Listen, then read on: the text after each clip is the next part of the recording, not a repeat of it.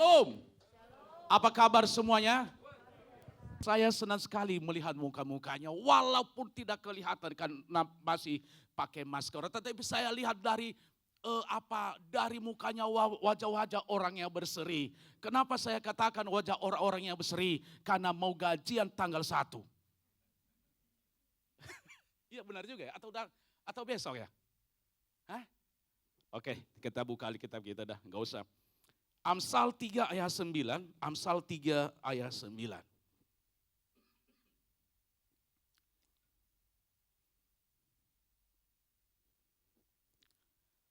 Saya baca di Alkitab saya. Muliakanlah Tuhan dengan hartamu dan dengan hasil pertama dari segala penghasilanmu. Sekali lagi. Muliakanlah Tuhan dengan hartamu dan dengan hasil pertama dari segala penghasilanmu. Tuhan Yesus sendiri berkata yang berbahagia adalah yang mendengarkan firman Tuhan dan melakukannya. Ayat ini pasti kita akan kaget saudaraku dikasihi Tuhan. Ya, kenapa? Wah, gimana kalau habis segala-galanya? Tetapi hari ini saya berbicara lebih daripada itu. Kalau kita melihat seseorang gimana gaya hidupnya, gayanya berpakaian saudaraku dikasihi Tuhan selalu matching.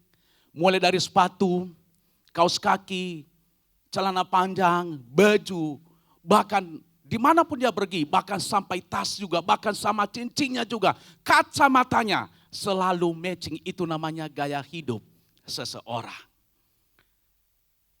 Ya, gaya hidup ini adalah kebiasaan yang dikerjakan dari hari ke hari oleh seseorang.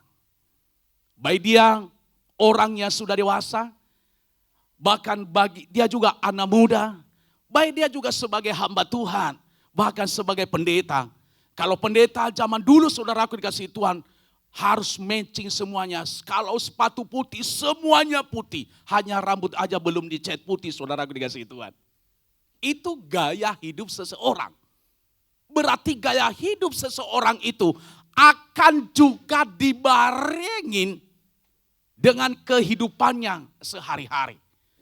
Nah, dalam hal ini kalau kita bisa tarik benang merahnya, bahwa gaya hidup itu juga adalah harus menjadi gaya hidup orang yang percaya kepada Tuhan untuk memberi yang terbaik bagi Tuhan. Kenapa? Karena gaya hidup kita juga harus sedang memberi untuk pekerjaan Tuhan. Enggak ada amin. Saya mengerti namanya memberi itu agak sulit. Tapi coba kalau hari ini saya ngomong, saudara-saudara hari ini saudara akan diberkati 2 triliun pas saudara. Amin. Tapi coba kalau saya ngomong saudara sanggup yang memberi, masih mikir. Ya kan? Gaya hidup. Kita harus menjadikan gaya hidup untuk memberi. Amin. Sekali lagi. Kita harus menjadikan gaya hidup untuk memberi buat pekerjaan Tuhan. Amin. Makanya hari ini saya memberi judul khotbah saya ini. Memberi sebagai gaya hidup. Memberi sebagai gaya hidup. Ketika kita memberi sebagai gaya hidup, saudaraku dikasihi Tuhan, di situ Allah berkenan kepada kita. Kenapa? Kita siap memberi yang terbaik. Kita siap memberi, tubuh kita aja diminta oleh Tuhan. Kita akan siap untuk memberi sesuai dengan firman Tuhan. Di dalam Roma pasal 12. Persembahkanlah tubuhmu sebagai apa? Persembahan hidup yang apa? Yang berkenan kepada Tuhan. Itu harus kita beri. Kenapa? Karena itu gaya hidup. Boleh kita memiliki gaya hidup yang apa saudaraku? Yang paling 3 high heels kata orang. Boleh. Tetapi gaya hidup kita untuk memberi untuk pekerjaan Tuhan. Gaya hidup kita untuk mengembalikan apa miliknya Tuhan. Gaya hidup kita juga untuk mendukung pekerjaan Tuhan. Harus kita jadikan itu sebagai gaya hidup. Kalau enggak, kita akan gagal iring Tuhan saudaraku dikasihi oleh Tuhan. Makanya saya akan berikan di dalam pendahuluan khotbah saya ini. Seringkali kita tidak menyadari bahwa pentingnya sekali bagi orang percaya untuk memberi. Memberi adalah bentuk ketaatan kita kepada Tuhan. Amin, saudara dikasihi Tuhan. Itu adalah bentuk ketaatan kita. Bahwa saya taat untuk memberi yang terbaik bagi Tuhan. Saya taat untuk melakukan apa yang Tuhan inginkan dalam hidup saya. Kenapa? Apa yang saya miliki, apa yang saya punya adalah milik Tuhan. Enggak ada yang amin. Dia pikir apa yang kita miliki hari ini, mobil yang kita miliki hari ini, rumah mewah yang kita miliki hari ini, isi rekening kita yang kita miliki hari ini, jangan kita pikir itu milik kita. Itu adalah hanya titipan Tuhan bagi kita untuk kita kelola. Aminnya masih berkurang. Kenapa? Semakin tersayat-sayat. Sekali lagi saya ngomong. Mobil yang kita miliki 2 pintu, enggak tahu berapa harganya. Enggak tahu saya. Rumah mewah yang kita miliki, saya enggak tahu berapa ribu meter persegi. Mungkin 1 hektar, 10 ribu meter persegi, 1 hektar. Saya enggak tahu. Mungkin 500 kamar. Ya. Apapun yang kita miliki, isi rekening kita yang beberapa ban, mungkin berapa T. Artinya tidak tahu. Ya, mungkin berapa T. Itu semuanya hanya titipan Tuhan. Amin. Makanya kata firman Tuhan, muliakanlah Tuhan dengan hartamu. Tujuannya supaya apa yang kita miliki itu kita persembahkan untuk hormat kemuliaan nama Tuhan. Amin. Makanya jangan bangga. Jangan sombong kalau saudara memiliki segala-galanya. Suatu saat itu akan hilang.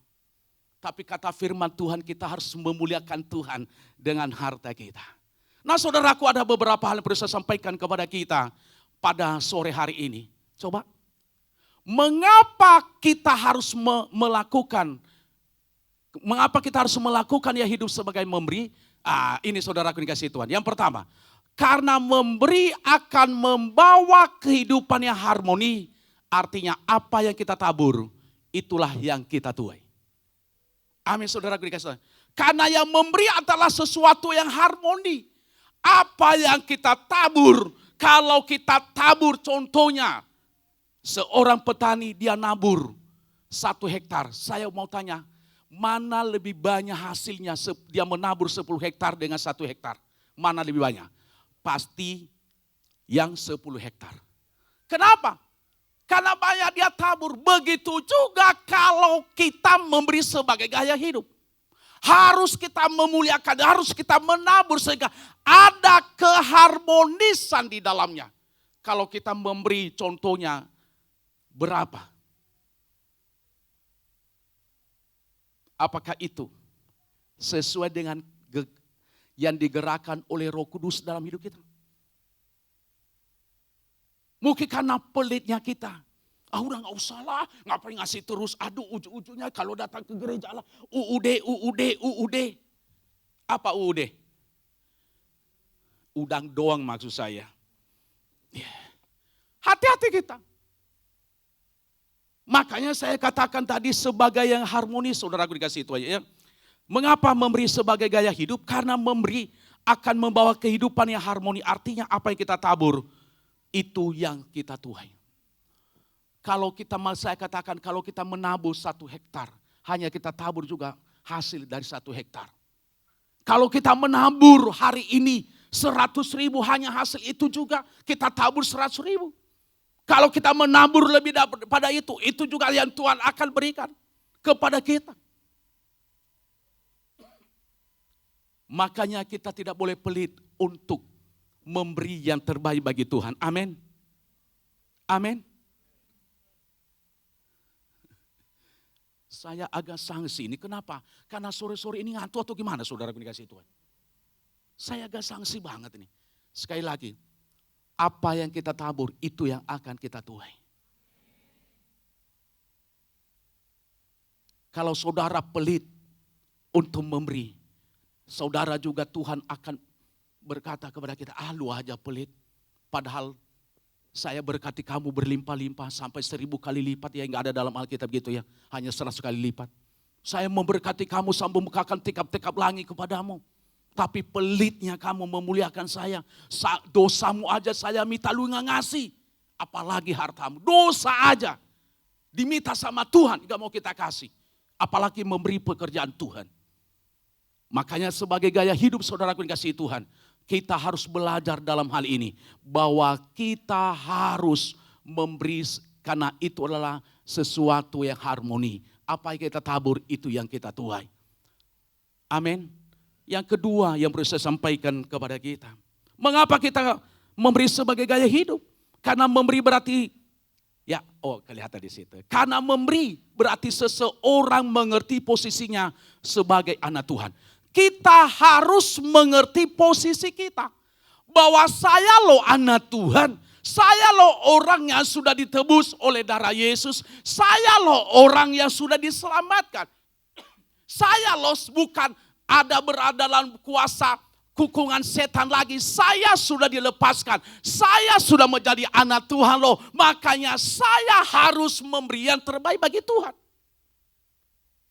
Harus saya mengerti posisi saya. Posisi saya sebagai anak Tuhan sebenarnya harus saya jadikan itu sebagai gaya hidup untuk memberi yang terbaik bagi Tuhan. Kadang-kadang kita tidak mengerti ini, saudaraku dikasihi Tuhan. Apalagi kita mau Natal kan, benar gak? Natal kan? Sudah beli baju baru belum? Sama. Sudah pasang pohon Natal enggak? Belum, hampir sama. Belum sama semua, hampir. Hah? Belum beli sepatu baru juga? Puji Tuhan kalau enggak beli sepatu. Coba, 2 tahun kemarin pakai sepatu enggak? Hah? Ada ibu-ibu yang pernah ngomong itu ya, di TikTok, buat apa sepatu beli banyak-banyak? Udah beli harganya mahal, tahu-tahu enggak dipakai 2 tahun apa? Berjamur, dipakai dikit, udah copot, high heels gitu kan, udah copot, udah apa itu kulitnya udah mulai rontok saudara-saudara. Itu kenapa? Enggak pernah dipakai selama 2 tahun. Baju juga begitu, udah bulukan katanya. Wah, buat apa pakai banyak baju-baju, coba warna putih udah bulukan, udah kuning-kuning katanya. Kenapa? Udah beli mahal-mahal, mungkin harga bajunya 500.000. Belum tentu kasih buat Tuhan itu 500.000 kan. Kok Pak Pendetanya nyindir supaya bertobat, kembali ke jalan yang lurus karena kita adalah anak Tuhan. Ya kan? Anak Tuhan itu kita mengerti, makanya saya harus menjadikan memberi itu sebagai gaya hidup. Dia sudah menebus saya tanpa balasan. Nyawanya dia berikan bagi saya. Darahnya tertumpah bagi saya. Dengan apa? Berarti saya harus belajar memberi yang terbaik bagi Tuhan. Saya harus memuliakan Tuhan dengan harta saya. Saya harus meninggikan Tuhan dengan kekayaan saya. Saya harus anggukan Tuhan dengan apa yang Tuhan berikan kepada saya. Tetapi kita tidak pernah melakukan hal itu. Kenapa? Karena kita belum mengerti posisi kita sebagai anak Tuhan. Kalau kita melihat anak Tuhan di gereja mula-mula, menurut sejarah gereja, mereka membawa apa yang mereka miliki itu, mereka serahkan ke kaki para rasul-rasul. Mereka gak mikir, gue makan apa besok ya? Wah, besok gak bisa makan ini babi hong. Besok gak bisa makan BPK. Mereka gak pernah mikir itu. Seorang wanita miskin, seorang janda, apa yang dia miliki, dia persembahkan kepada Tuhan. Dia gak mikir apa dia makan besok. Bahkan apapun besok yang dia makan, tidak ada saudaraku dikasih Tuhan. Tetapi dia memberi, kenapa? Karena dia tahu kalau dia memberi yang terbaik adalah sebagai gaya hidup. Wanita itu dia memberi. Dia gak pernah mikir dia makan besok. Kadang-kadang kita mikir untuk tahun depan, gue makan apa tahun depan ya? Benar gak? Saya percaya hari ini kita sudah mengerti tentang ini. Tapi saya percaya kita akan selalu melakukan yang terbaik bagi Tuhan. Karena kita adalah anak Tuhan. Katakan bersama dengan saya anak Tuhan. Amin. Anak Tuhan, dia tidak pernah hitung-hitung. Anak Tuhan, dia tidak pernah harus dibacai di gereja. Si A memberi 500.000, si B memberi 200.000, si C memberi 100.000, si D dia memberikan 50 juta. Dia enggak mau begitu, kenapa? Karena dia anak Tuhan. Hanya satu orang yang memberi, berarti itu yang melakukan. Sekali lagi, ya, dia enggak hitung-hitung. Dia memberi 500 walaupun namanya dia diumumkan di gereja. Dia memberi 200.000, dia memberi 100.000, dia memberi 50 juta, dia enggak pernah dihitung-hitung. Kenapa? Karena dia anak Tuhan. Nah itu dia saudaraku dikasih, ada Tuhan enggak pernah hitung. Enggak pernah mikir kalau dia seorang anak Tuhan, nanti diapain uang gua ya? Oh Tuhan Yesus, gue gak memberi gereja, nanti gereja gimana, gereja kaya ya. Nah coba, setiap bulan gue kembalikan perpuluhan, tak kemana itu perpuluhannya. Sorry ya. Pendeta-pendeta di Glow tidak pernah megang uang. Ada orang yang profesional yang menangani. Benar atau tidak? Gak ada amin, memang gak tahu. Ya, kita gak pernah tahu. Yang penting kita melayani aja. Saya melayani aja. Kenapa? Karena kita anak Tuhan. Kalau memberi jangan berkata nanti diapain uangku, nanti dikorupsi urusan mereka dengan Tuhan. Amin. Kenapa? Karena kita anak Tuhan. Kalau bukan anak Tuhan, bisa hitung. Kemana uang gua? Mana? Tapi kadang-kadang terjadi begitu kan, keluar juga tanduk kita kadang-kadang kan. Ya kan? Lihat gereja itu kenapa bisa bertumbuh? Kenapa bisa merayakan Natal gereja itu? Karena gara-gara uang gua. Bukan anak Tuhan itu. Bukan anak Tuhan.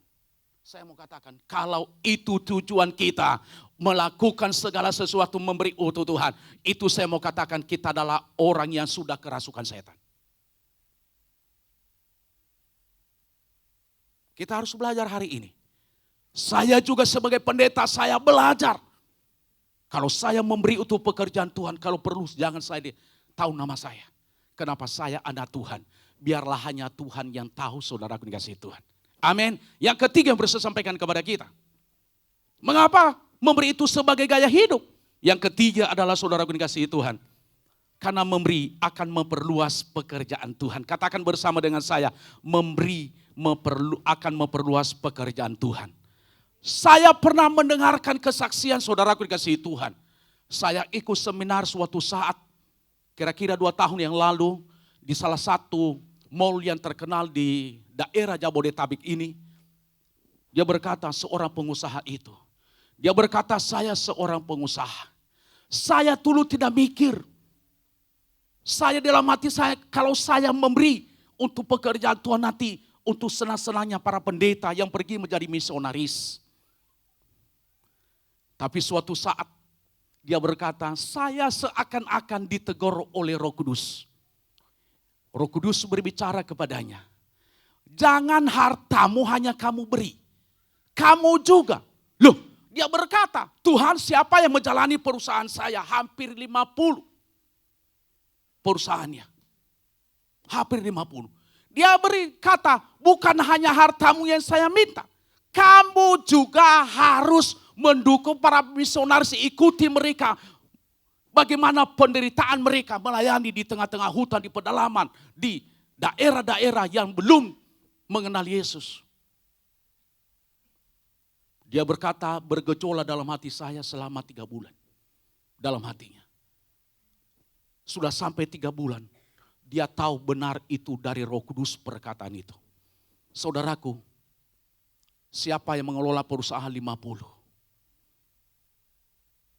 Dia berkata sama manajernya, hari ini saya tinggalkan perusahaan ini 50. Kalian kelola. Semuanya hasil yang saya dapat, saya akan mendukung untuk pekerjaan Tuhan. Tahu enggak saudaraku yang kasih Tuhan? Sebelum COVID saya dengarkan itu. Dia berkata, saya tinggalkan hanya beberapa bulan. Dari 50 perusahaan saya. Dia berkata hampir ada di seluruh dunia pada waktu itu.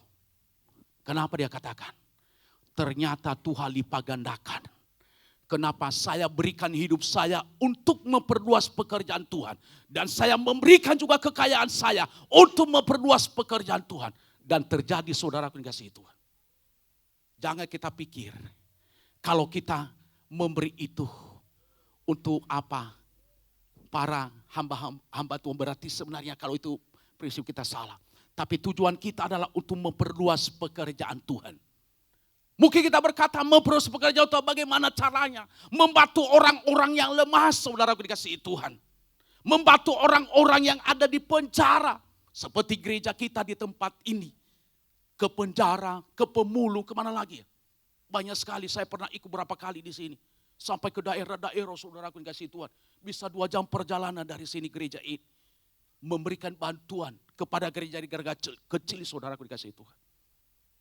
Itu untuk memperluas pekerjaan Tuhan. Lewat apa? Lewat harta yang kita miliki. Kenapa? Untuk memberitakan Injil. Kalau nggak ada ongkos, bisa nggak saudaraku dikasihi Tuhan? Makanya ketika para tokoh-tokoh gereja, bapak-bapak gereja, untuk mereka memberitakan Injil di mana yang terisolir, mereka harus menempuh perjalanan kadang-kadang 3 bulan di atas kapal laut pada waktu itu. Mereka jalan kaki, naik turun gunung, saudaraku dikasihi Tuhan. Sekarang udah enak lewat pesawat. 3 jam ke daerah itu kita beri penginjilan. Kenapa? Karena itulah lewat harta kita. Kita juga harus memperluas pekerjaan Tuhan. Amin, saudaraku dikasihi Tuhan.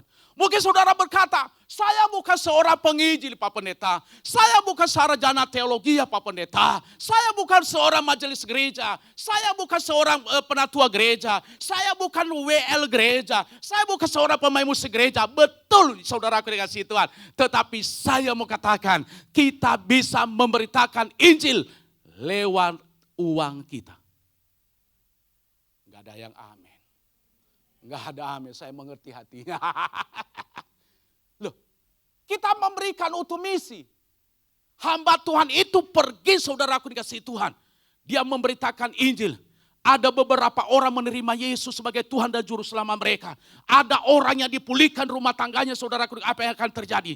Saudara di dalamnya sudah punya andil. Kenapa? Karena saudara memberikan uangnya untuk mendukung misi gereja itu. Amin. Ada andil saudara, jangan berkata, oh enggak ada. Wah enggak, saya kan bukan puji tadi. Enggak ada andil saudara di dalamnya. Mungkin saudara menyekolahkan orang menjadi sarjana teologi, sponsori orang. Nanti 5 tahun ke depan, dia memenangkan jiwa. Dia menjadi pendeta, saudaraku dikasihi Tuhan. Dia menggembalakan 1000 jemaat. Siapa, kenapa dia bisa jadi STH? Karena uang saudara. Ada andil saudari di dalamnya enggak? Ada? Ada. Makanya kita jadikan memberi itu sebagai gaya hidup. Amin.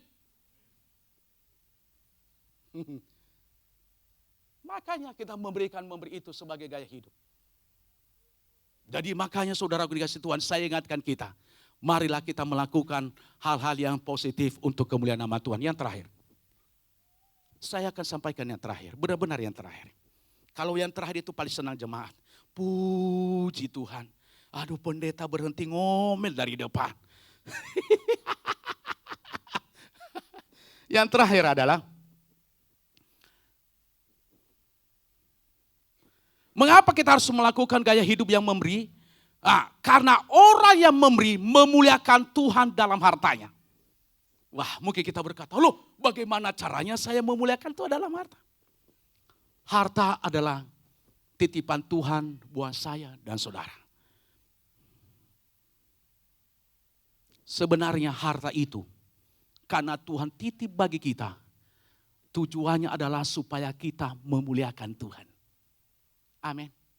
Itu artinya, muliakanlah Tuhan dengan hartamu. Itu adalah karena titipan Tuhan. Sebenarnya harta itu sebenarnya adalah hanya kita pergunakan untuk kemuliaan nama Tuhan. Bukan untuk darah daging kita. Bukan untuk memuaskan hawa nafsu kita. Kadang-kadang memuaskan hawa nafsu kita.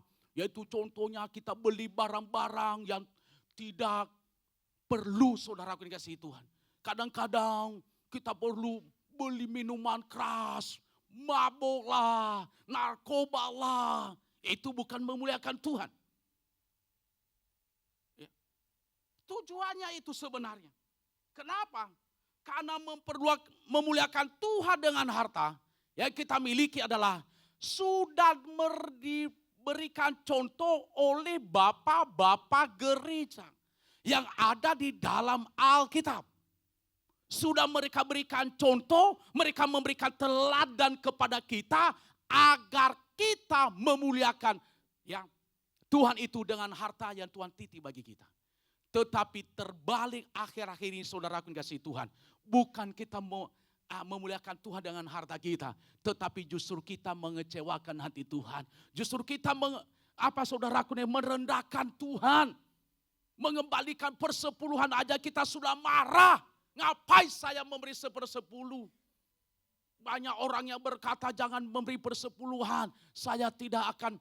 Biarlah dia yang ngomong begitu. Tetapi saya sebagai pendeta, saya sebagai hamba Tuhan, saya sudah melayani pekerjaan Tuhan 33 tahun saat ini. Saya tetap memberikan perpuluhan. Saya tidak pernah juga mengulurkan tangan saya kepada jemaat. Tolong dong saya belum makan. Saya nggak pernah berkata sama jemaat atau menelpon pengerja gereja. Tolong dong saya belum bayar listrik di rumah. Saya tidak pernah ngomong begitu. Kenapa? Karena saya tetap memuliakan nama Tuhan.